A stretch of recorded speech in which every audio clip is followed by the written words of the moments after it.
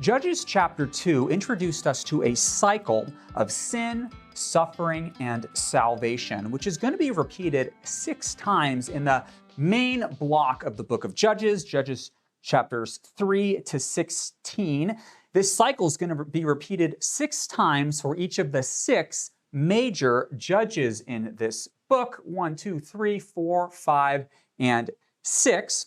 Now, there are 6 major judges and 6 minor judges. 1, 2, 3, 4, 5, 6. And these minor judges, they're only minor because the book gives us 1 or 2 verses on them.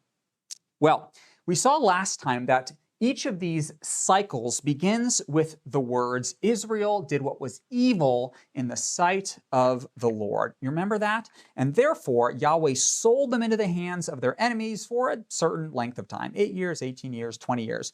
Now, we can very easily tabulate this data and add it all up. And if we do, we add up the period of oppression, then we add up the periods of judgeship, how long the judges ruled for, and we get the number 410 years. Now, if you are careful and pay very close attention, you'll notice that certain judges are overlapping, and it seems more likely that this period of the judges was something closer to 336 years. That's the number I'm going with, but you can have that one for free. Well, other interesting observations about the sequence of the judges in this book. Consider their geography. They begin in the south with Othniel. He helped Judah claim their territory. And then we have Ehud. His main victory was won in Jericho. That's, of course, in the north. And then we move, or in the south. Then we're going to move up to the north with Deborah and Gideon in the Jezreel Valley. And then we're going to jump to the other side of the Jordan River where Jephthah battles the Ammonites. And then finally, we're going to move back south to consider Samson and the Philistines. Take a look at a map that traces the location of all of these judges. I love these maps. I borrow most of them from the Holman Bible Atlas, which is a great resource. So the numbers in red are minor judges. The numbers in blue are red is major judges, blue is minor judges. And our first one is Othniel. He's here in Judah. And then Ehud, his activity here in Jericho. And then we're going to jump all the way north to the Jezreel Valley, which is here north of the Kishon River and kind of west of Mount Tabor here. This is the valley section. And even though Deborah, she comes from, Ephraim in the south, she's going to move up north to assist the tribes up in this region. Of course, Gideon is centered right in the Jezreel Valley as well. And then we're going to jump from there over to Jephthah, whose conflict is against the Ammonites here in the Transjordan area. And then we're going to jump from there right back to the south again, Samson and his main conflict with the Philistines, this people group that had 5 major cities in Gaza, Ashkelon, Ashdod, Ekron, and Gath. But they were pushing farther and farther into the territory of Judah in the days of Samson. It's not good. Well, I'm sure you've noticed this kind of strange stair-step arrangement we have going on here in the book of Judges. Now, we just said that there are 6 major judges, and this is true. However, there are 7 major narratives. Our buddy Abimelech, he's not a judge. He's not a judge, but he has a full chapter of content about his activity. And therefore, because we have 7 stories, we can arrange these in a chiastic form. And man, when we start looking for chiastic parallels, we're going to find them all over the place. So, in true chiastic form, the very first judge, Othniel, who happens to be the shortest one, he is going to match Samson, the last judge, who has the longest narrative. And did you know that for only 2 of the judges are we given any information about their love life? Now, we know way too much about Samson's love life. Sheesh, Samson, you're ridiculous. But we are told also, and this is in chapter 1, about Othniel and how he captured the Canaanite city of Kiriath Sefer. And then Caleb gives him his daughter, Aksha, as a wife. And this girl, Aksha, she is legit. She is going to urge her husband. Aksha is going to urge her husband Othniel to ask Caleb for more land. Now, Samson, his women are going to urge him as well. They're going to entice him. They're going to seduce him to betray his secrets. So the urging of Samson's women is not a good thing. Take a look at this chiasm, which depicts parallels between the judges in this chiastic form. And this was put together by David Dorsey in the literary structure of the Old Testament. I've just kind of tweaked it and added a little bit more detail. So Othniel is urged by his wife Aksha to ask for a very good thing, extend their territory, have more of the promised land. But Samson, both his wife in chapter 14 and then, of course, Delilah in chapter 16 urge him to betray his secrets, to divulge the secret of his riddle and his secret strength as well. And, of course, Samson, weak-willed Samson, this urging works like a charm on him and causes him to have his hair be cut, and thereby he betrays his Nazirite vow. But, for Samson, this is no big deal because he's already betrayed his Nazirite vow 2 times before this point in chapter 16. Now, what's a Nazirite vow? Well, it is a means by which any Israelite can manifest the same level of holiness and set apartness as the high priest himself. And there were 3 specifications for the Nazirite. He is not to drink wine, not to have his hair cut, and he's not to touch a dead body. Well, let's see. How does Samson stack up to this? Did he touch a dead body? Well, he's killing Philistines left and right. He's probably touching some dead bodies in that way. He also eats honey from outside of the corpse of a lion, an unclean animal. Thereby, he is touching a dead body. He's holding onto a fresh jawbone of a donkey, which he uses to kill 1,000 Philistines. He's touching a lot of dead things, let me tell you. Of course, his hair is cut by Delilah. But then get a load of this. This is fascinating. Does Samson drink alcohol in the book of Judges? Well, not explicitly, but take a look at this. He does get married and he throws a party. He throws a raging party for his wedding. Look at verse 10. It says that Samson prepared a feast. Now, this word feast, the root word is shatah, which means to drink. He's throwing a drinking party. I'm sure he's going to be consuming some of the liquid there at this party. He's preparing a feast. And then also, this is very interesting. Delilah, where is she from? The valley of Sorek. After this, Samson, he loved a woman in the valley of Sorek whose name was Delilah. Sorek, what does this mean? It means grapes. Bright red grapes, the valley of grapes. He's going to fall in love with Delilah, which means like bucket or vessel. So here you have a Nazirite who's supposed to separate himself from wine and strong drink grapes of all sorts, fresh or dried. And here he goes, falling in love with a bucket of grapes. I mean, it's just embarrassing, Samson. What are you doing? So clearly, the book of Judges is presenting a progression from a very good judge to certainly a very bad judge. Because remember, the book of Judges is not just a static cycle. It is a downward spiral. Things go from good to bad. And therefore, we're not surprised when Othniel, his period of being a judge, it ends with the land having rest for 40 years. But there's no statement of rest at the end of Samson's reign. It simply says, hey, Samson judged for 20 years. No mention of rest for Samson or Israel. The end of his narrative, of course, he's blind. He's in the temple of foreigners. He destroys their temple, which is great, kills a bunch of Philistines, but he dies with them, not having delivered Israel from the Philistine threat. Essentially, the guy is a failed judge. Okay, well, let's move on to our next pair of judges, Ehud and Jephthah. Now, take a look at this. Both Ehud and Jephthah are going to confront Transjordan foreign nations, Moab and Ammon, who force Israel into slavery for 18 years. For 18 years. I mean, could you get any more explicit parallel between these judges and their enslavers, their oppressors? Well, Um, our buddy Ehud is going to be confronting the Moabites, and Jephthah is going to be confronting the Ammonites. Now, Ehud, his story here in chapter 3, it's just super interesting. It is a lot of fun. Let's take a look at this story with a little bit of help from a map. So the Moabites here in the south, the Transjordan, they crossed the Jordan River and they captured the city of Jericho, which is called the City of Palms in the book of Judges. And from this city, they're collecting taxes from Israel. Well, Ehud, he is going to go to Jericho, the city of palms, and he's going to say, "Oh, Eglon, king of Moab, here is my tribute. Here is the money that we owe you."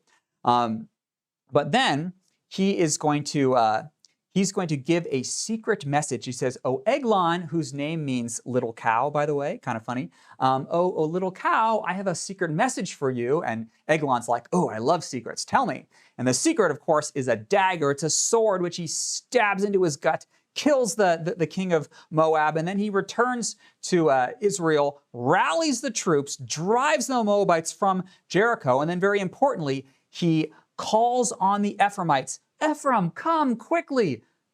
Capture the fords of Jordan so that the Moabites cannot cross into the Transjordan and escape."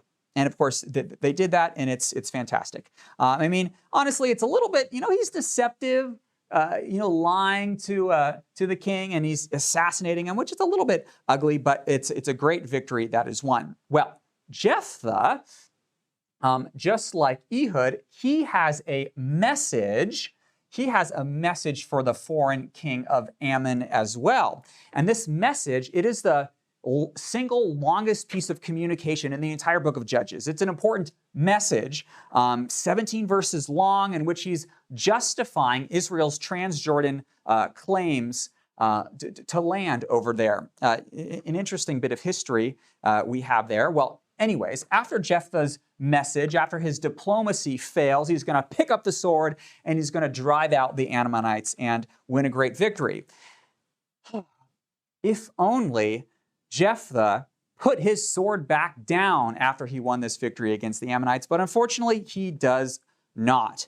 Now, his conflict with the Ammonites began in 1017. Jephthah, what happens in 1017?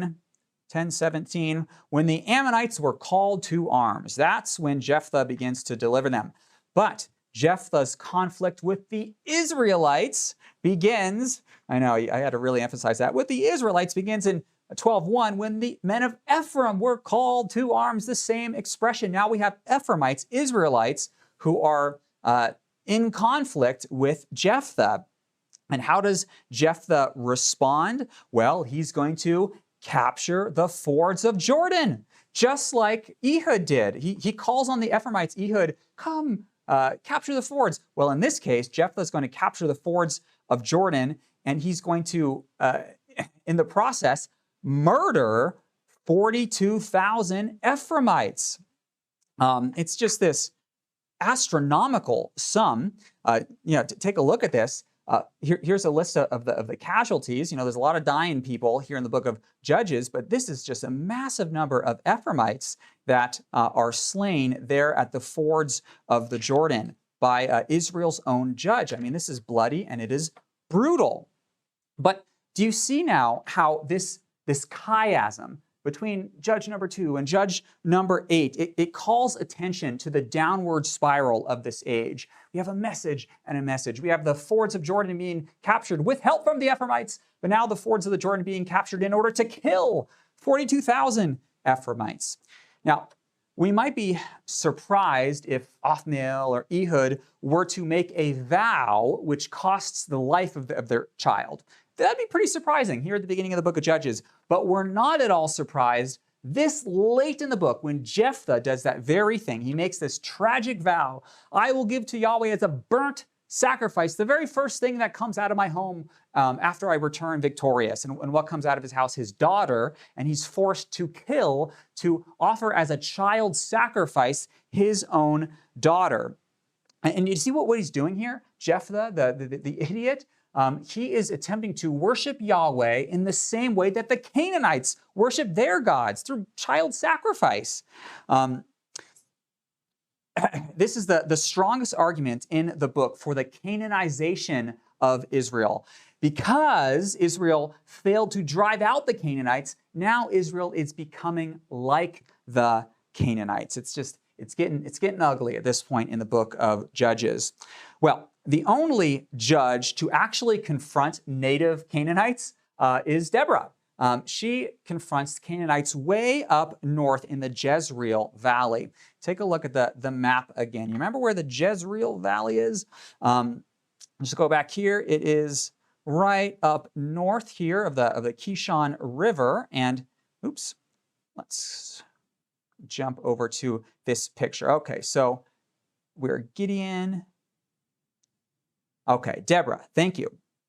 So here is the Jezreel Valley, and this is a flat area. It's a plain which is dominated by the Canaanites' 900 chariots. Chariots do great on flat ground, commanded by the general Sisera. Well, 900 chariots. Sisera and his 900 chariots. However, again, some trust in chariots and some in horses. Barak probably trusted in chariots and horses. But who does Deborah trust in? Deborah, our buddy Deborah, she trusts in the name of the Lord her God, who employed the Red Sea in his conflict against Pharaoh and all of Pharaoh's chariots. And now he is going to employ the Kishon River in his conflict against Sisera and the Canaanites. Take a look at this. We just looked at the map here. There's our Kishon River. Ooh, very important, because in the book of Judges, in Deborah's song, we're given a little bit more detail about how the battle took place. The kings, they came, they fought, then fought the kings of Canaan by the waters of Megiddo. Here is Megiddo, and here are those waters. By the waters of Megiddo they fought. From heaven the stars fought. The torrent Kishon swept them away. The ancient torrent, the mighty torrent, the Kishon River, which evidently flooded. Yahweh caused the river to flood, which made the chariots get stuck in the mud, and then Israel was able to mow them down. However, Sisera, the general of the Canaanites, is going to escape. He's going to run away to jail. He does not have a get-out-of-jail-free card, unfortunately for him. He's going to run away to the tent of Jael, who is ready for him. She has a glass of milk and a tent peg with a hammer in her hand, and she is going to crush his head while he sleeps. Well, Abimelech, over here, he is going to meet the exact same fate as Sisera. His head is going to be crushed by a woman in chapter 9. But Abimelech, he's not the general of a foreign army. No, he's an Israelite. However, Abimelech, an Israelite, is going to be oppressing his own people just like Sisera and the Canaanites were. You see, Abimelech, he is a very unique figure in the book of Judges. He's not a judge. We've already called attention to that. Abimelech is not a judge. As a matter of fact, Abimelech is a king. He is the very first king of Israel before Saul. This is kind of an interesting little bit of trivia. So after, let's see. Yes, he is the king, but only of a small region, the area of Shechem. Let me just orient us here. Where is Shechem? Shechem is located between Mount Ebal and Mount Gerizim. And the men of Shechem make Abimelech their king. However, his journey to the throne does not set a very good precedent for the monarchy in Israel. Deborah, the matching judge over here, her story emphasizes how she was able to unify Israel together and go to battle against the Canaanites. On the other hand, Abimelech, he's unifying nothing. He kills 70 of his brothers, fellow Israelites, and that's how he claims the throne of Shechem. And then when Shechem turns on him, he turns right around and he murders 1,000 people from that city before his head is crushed with an upper millstone. Now, this is very interesting as well. So both of these stories, Deborah and Abimelech, they're both characterized or marked by a high level of suspense. And this suspense is created by a prophetic statement at the very beginning of each of these narratives. Take a load of this. Take a look at this parallel between these two individuals, Deborah and Abimelech. The suspense is created in the Deborah story when Deborah prophesies at the beginning to her general Barak. She says to him, "But you will not get the glory, for Yahweh will sell Sisera into the hand of a woman." We're told at the very beginning. And now throughout the whole story, we're just waiting. When is this going to happen? When is this going to happen? Same thing with the Abimelech story, where after Abimelech slaughters 70 of his brothers, only one of them escapes, a guy named Jotham. And Jotham goes up to the top of Mount Gerizim, right there by Shechem, and he pronounces a curse on both Abimelech and Shechem, saying that Shechem will cause the downfall of Abimelech, and Abimelech will cause the downfall of Shechem. And we're waiting for this to happen. There's this tension in both of these narratives. Well, this takes us to Gideon, the very center of our chiasm. Gideon is judge number 5, but he's at the very center of this chiastic structure and design of the book of Judges. Why? What is so important about Gideon that he would have pride of place at the very center? Well, there's probably a few different reasons. It may be because of his unique connection to Moses.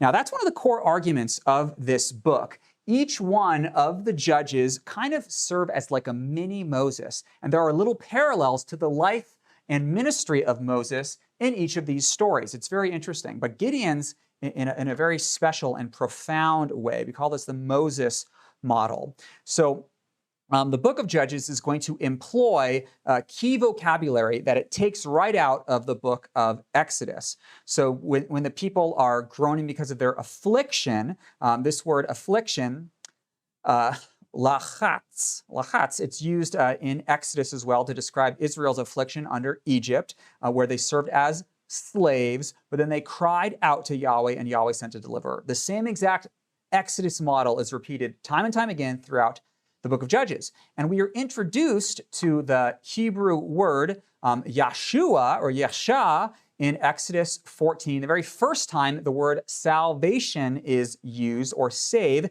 And this word salvation is all over the place in the book of Judges. 21 times it's repeated.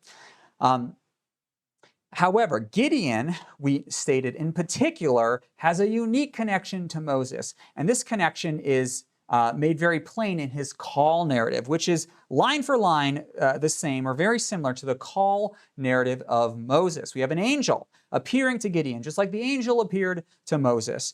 And then when each individual is called to deliver their people, they are very reluctant to accept this call. Gideon says, "Oh, how can I save Israel? I'm the least in my father's clan." Moses says, "Who am I that I should go talk to Pharaoh? No thanks." But in both cases, Yahweh says, No, I will be with you, Gideon. I will be with you, Moses. And then Gideon asks for a sign, and Moses is given a sign legitimizing this call on their life. And then this is really interesting as well.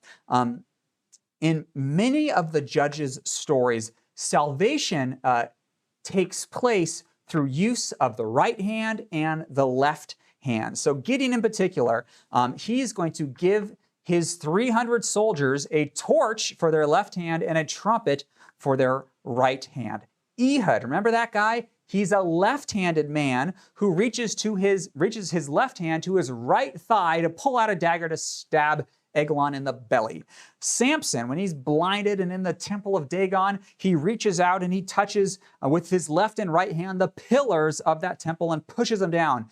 And this left, right, left, right, left, right is meant to bring us back to Israel's salvation and final destruction of Pharaoh in the Red Sea, when the waters are separated and they became a wall of water on their right and on their left. These explicit connections to Moses and his salvation. But anyways, Gideon, our buddy Gideon, he's especially like Moses. So he's very important.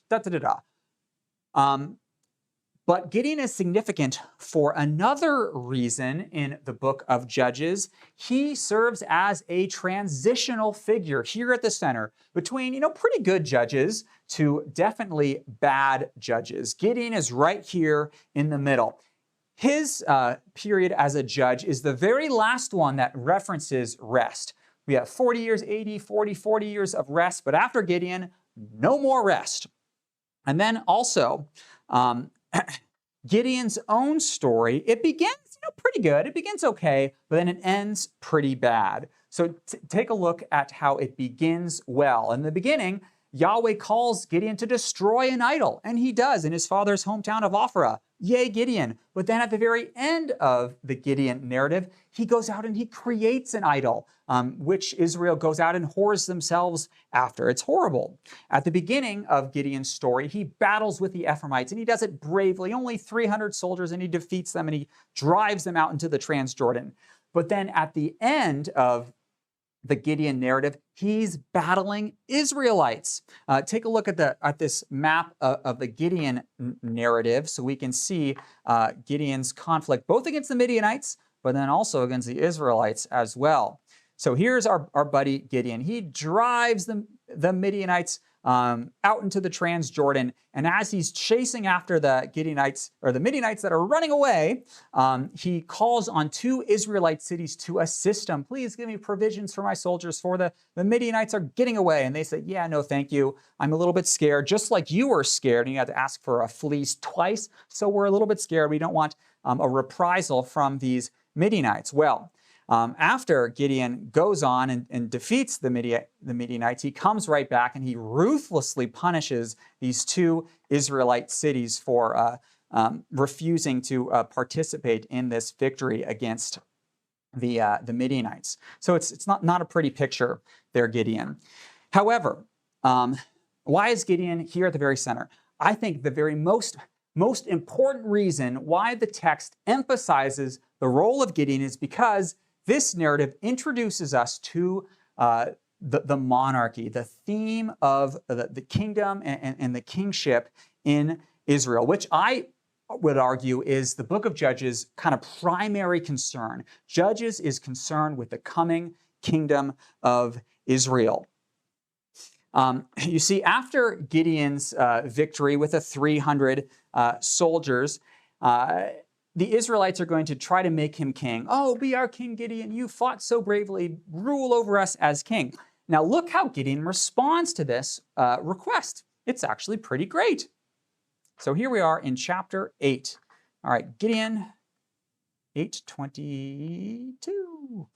The men of Israel said to Gideon, rule over us, Gideon, you and your son and your grandson. We have this dynasty. They're inviting Gideon into a dynastic monarchy, for you've saved us from the hand of the Midianites. And Gideon says to them, I will not rule over you. My son will not rule over you. The Lord, Yahweh himself and him alone, he will rule over you. Yay, go Gideon. Good answer. That's awesome. However, look at the very next verse. Then Gideon, he's going to act just like a king. Gideon says, but you know what? All those earrings of gold? Hey, I'll take them. So he begins to collect gold just like a king would often do, though they're forbidden from doing this in Deuteronomy 17. And then Gideon is going to take that gold and make an ephod and cause all of Israel to whore after it, ensnaring them to this idol, just like many of the kings of Israel did. I mean, think of Ahab and Manasseh, promoting idolatry, just like the bad kings of Israel and Judah. And then in 8:30, Gideon is going to have 70 sons by many wives. He's going to take a whole harem of women. Now think about King Solomon and just the practice of ancient Near Eastern kings in general, taking harems just like a king did. So he's acting just like a king. And then to top it all off, he names one of his sons Abimelech. Now, what does Abimelech mean? Abimelech means father king. It means my father is king. He names his son, my father is king.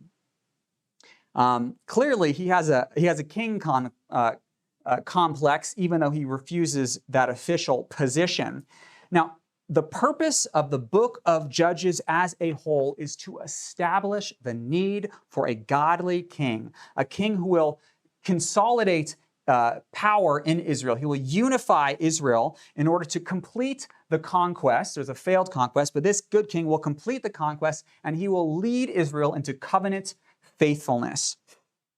Because after the leadership of Moses and Joshua, there's this power vacuum. There's this leadership crisis in Israel. And the judges, all of the judges, they prove to be complete failures at restoring Israel to their God. And this failure is epitomized by Israel's final judge, Samson, in chapters 13 to 16. And this guy, Samson, apparently he didn't even want to be a judge of Israel. All of his actions that he takes against the Philistines, they're all personally motivated. He's not trying to deliver Israel at all. So, for example, personally motivated actions against the Philistines. He goes out and kills 30 Philistines simply because they cheated and found out the secret to his riddle.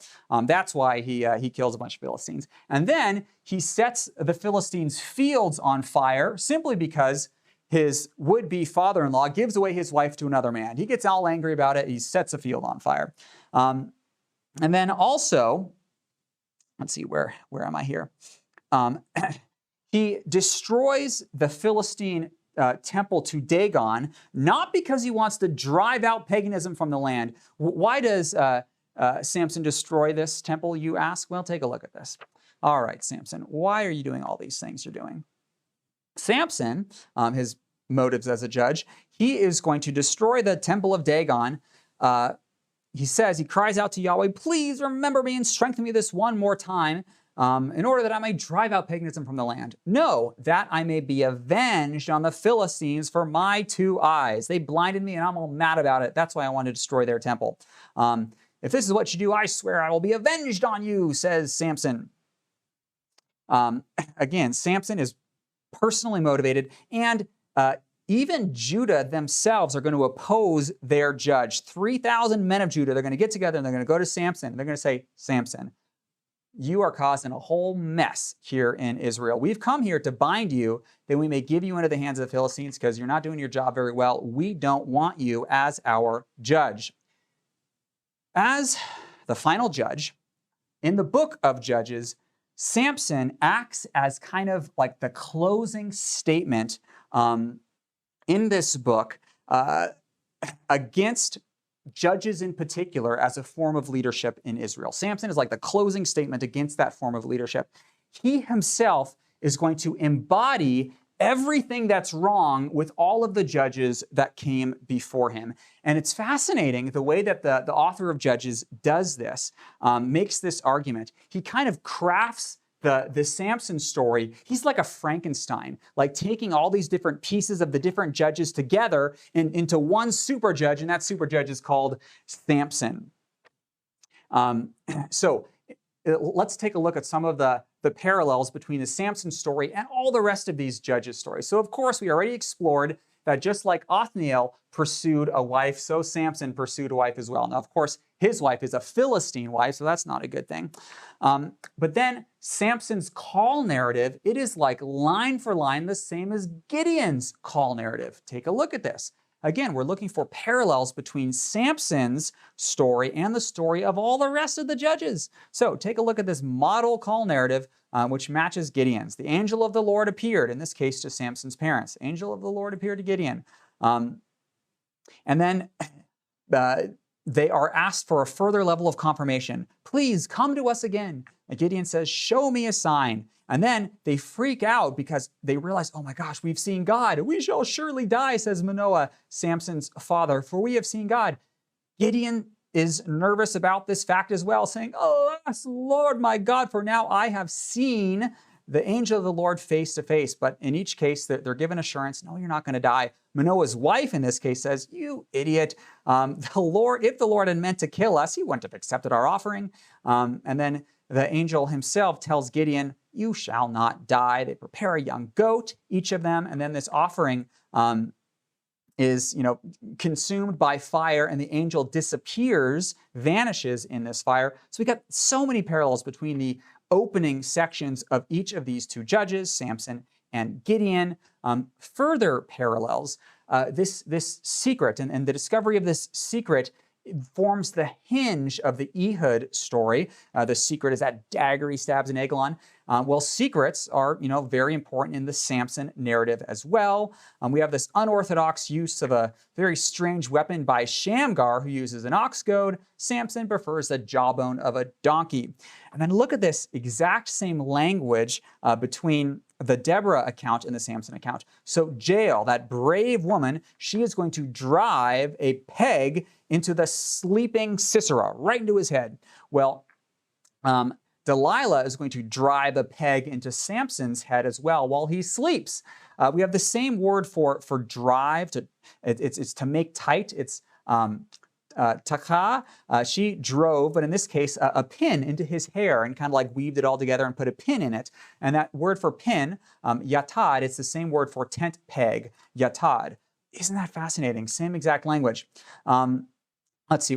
No, this is a really good one. So Gideon gives his 300 men torches, and he goes and he sends them off to fight the Philistines. Well, Samson gives torches to 300 foxes who go out and burn Philistine fields. Isn't that just a hilarious parallel between these two judges? And then just one more example. Jephthah, a tragic example. His daughter is burned by fire, and it's kind of like a unintentional incident causes the burning of his daughter by fire. Well, Samson's wife is burned by the Philistines with fire as well. So what is going on? Dennis Olsom, I really like his comments about the Samson narrative in particular. He says that the importance of the Samson cycle, chapters 13 to 16, for the book of Judges is demonstrated by the extensive number of motifs and parallels that the writers of Judges borrowed from all the rest of the judge narratives.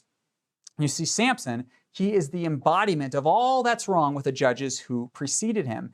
And so, in a way, Samson represents like the implosion of the whole judge system. The judges, as we have seen, this downward spiral, they have been gradually deteriorating in their effectiveness as religious and military leaders over the course of the book. And Samson, he's the end of the line for this deterioration. And he is the judge who no longer leads Israel, no longer obeys God, and no longer delivers the people of Israel from their oppressors. Well, not only is Samson like the model for what is wrong with all of the judges, Samson is also a metaphor for all of Israel. You see, we begin the Samson story with such high hopes. It's incredible, the beginning of the Samson story. Here we have the angel of the Lord appearing to Samson's parents. His mother is barren. I mean, think how many of the patriarchs or the matriarchs are barren. And an angel appears to them saying, "You shall conceive a son." This is Abraham and Sarah. Genesis 18. Samson is like Israel reborn. This is awesome. And then in the same way that Israel is set apart for special service to Yahweh as a kingdom of priests, so Samson is set apart from the womb as a Nazirite. And then even Samson's father's request to know what the name of the angel is, even that parallels Israel's larger story as well. We need to see this in a chart. What am I talking about? Samson's dad makes a request. What's going on?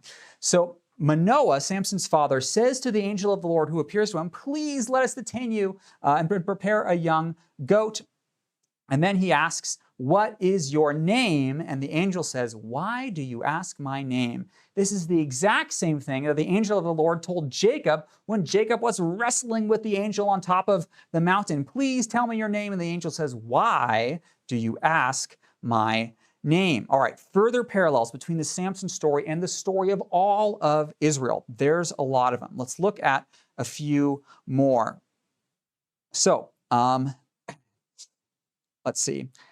This is a great example as well.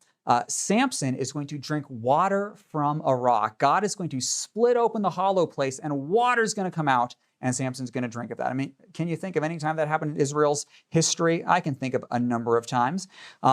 Now, this is interesting as well. Samson He is the only judge that's missing a statement about Israel crying out for deliverance. All the rest of them, we have Israel crying out for deliverance. Why is that element of the cycle missing from the Samson story? That's because Samson himself is going to cry out to God twice. He kind of becomes like the stand-in for Israel, crying out to God himself. However, all of these great hopes that we have for Samson, who's like Israel reborn, he's a Nazarite, all of these hopes come crashing down in chapter 14, verses 1, where he goes out and he marries a foreigner because that woman, this Philistine woman, is right in his eyes. A very important line. Now, this marrying of foreigners is, explicitly condemned in the Torah, but in the book of Judges as well.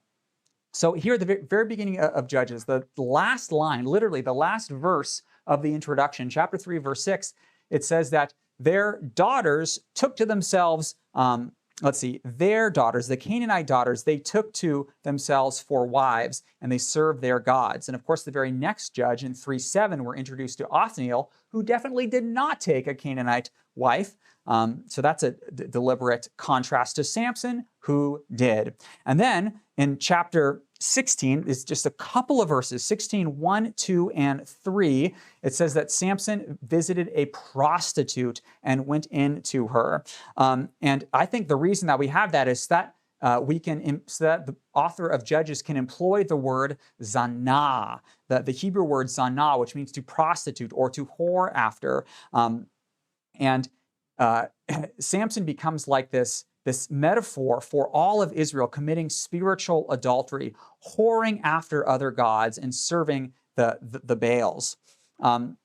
Let's see, what further examples do we need? So, of course, we've witnessed already how Samson is betraying his Nazarite vow, his covenant, the Nazarite covenant, again and again and again, thereby exemplifying the whole nation of Israel who transgressed my covenant. We read about in the introduction again in Judges 2, verse 20. Now, Barry Webb this time is going to summarize the significance, the import of all of these parallels that we have noticed. All of these themes are brought to a unique focus in the story of Samson, whose personal history recapitulates that of Israel as a whole, especially in the fact that he was set apart, and yet he whored after foreign women and for Israel after their gods.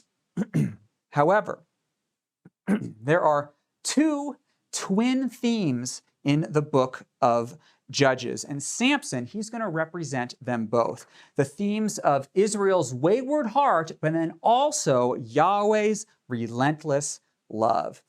Let me ask you a question. Have you ever read the Delilah story and just been baffled? It's like, Samson, what are you thinking? You're crazy. Clearly, this woman is trying to kill you. Snap out of it, Samson. I mean, she tied you up with bowstrings, gave you over to the Philistines. She tied you up with new ropes, gave you over to the Philistines. Why do you keep staying with this woman who's trying to kill you, who betrays you again and again? I mean, the idiocy of Samson is mind-boggling. Why would he love someone who turns on him again and again and again and again and again? Do you get it? Can you think of another group that betrayed someone, betrayed their God, turned on him again and again, and yet Yahweh still loves them and still rescues them? Again, let's look at how Dennis Olson explains this phenomenon in the book of Judges. Just as Samson embodies the judges and he embodies all of Israel, so also he embodies one other important feature of the book, the kind of divine love that simply cannot let go, even in the face of repeated betrayals of that love. Samson's tenacious and often irrational love provides a metaphor for God's unfailing love in spite of Israel's repeated betrayals. If we shake our heads in puzzlement over Samson's relentless love for those who betrayed him, so we must also do the same for God's amazing, patient, relentless love for Israel throughout the book of Judges. Now, this tenacious love of Yahweh is going to face its greatest challenge in the final section of the book of Judges, the double epilogue in chapters 17 to 21, which we will take a look at next.